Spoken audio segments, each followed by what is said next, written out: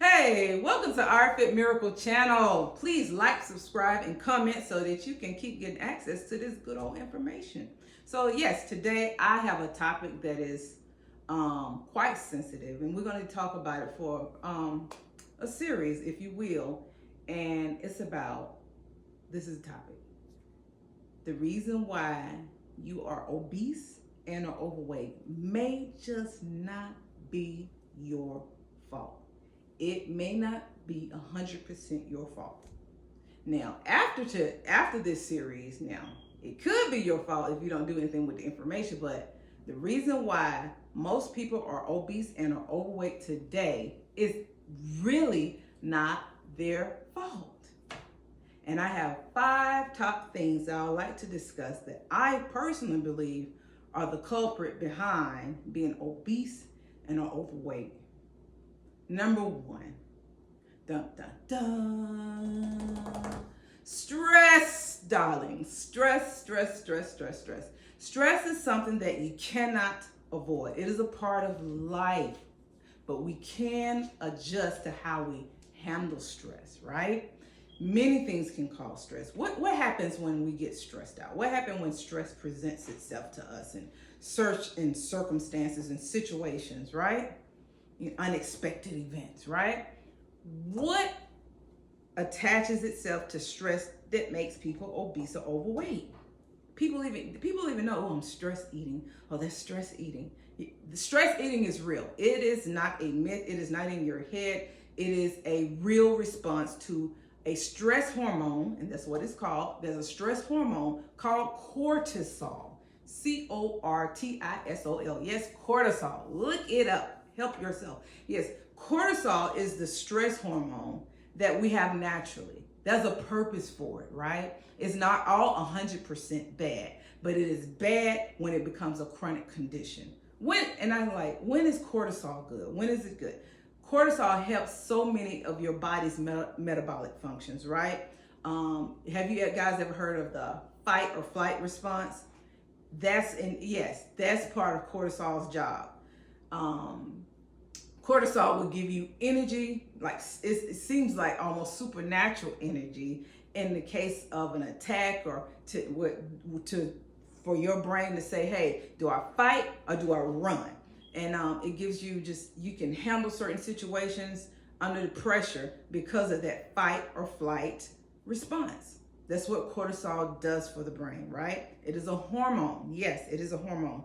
It also reduces inflammation in the body. I didn't know. That's pretty cool, right? It reduces inflammation. It controls blood sugar. It also regulates the sleep-wake cycle. So imagine if your cortisol is out of balance. Imagine how much rest you're not going to get, right?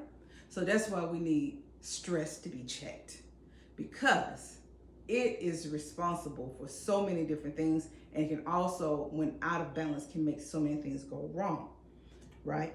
But this is what stress does that is bad. This is what cortisol does that is bad. It makes you crave sugary, salty, fatty foods. All of a sudden, you're doing so good on your meal plan, your eating plan, your whatever plan you're on, regimen, and all of a sudden stress presents itself, and you're like, why today am I craving Ben and Jerry?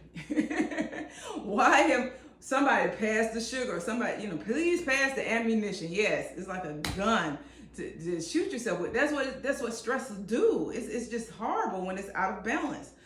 Certain health conditions, chronic health conditions and illnesses can cause one's body to release cortisol. Oh my goodness, too much cortisol is not good. Now, what cortisol does as well, it causes the brain to say, okay, and you're like, what's up? You are being fought. You need to fight back. So you will naturally you don't even know you're doing it. You will naturally patternly do it, if that's a word, patternly, by way of pattern, because of cortisol. Eat, and your body says, hoard, eat as much as you can to fight who's fighting you, to fight this person on your job, or this stressful test situations. It is a way that it turns against you to cause you to fight yourself by overeating, because is telling your brain, I need to fight, and you're fighting by eating. Imagine that. But you're not dealing with the situation. You adding, subconsciously adding more problematic situations.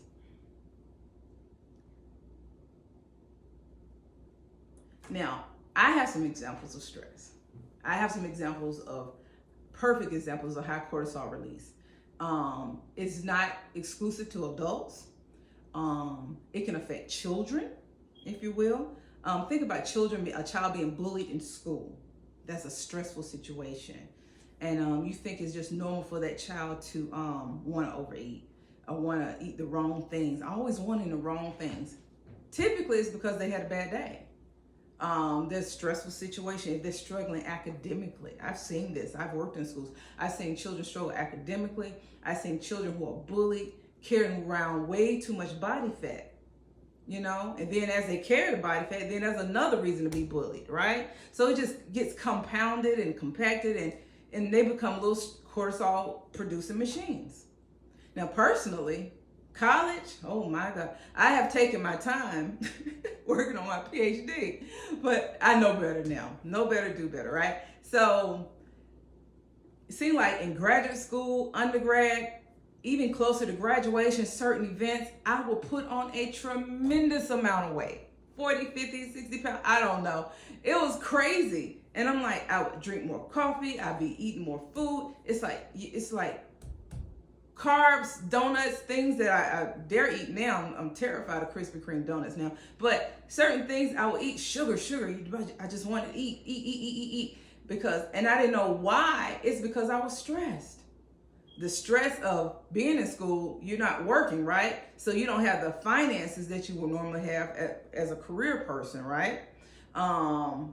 It's all across the board. The stress of passing a test, the stress of I need to pass my upcoming state board or whatever bar exams or what have you.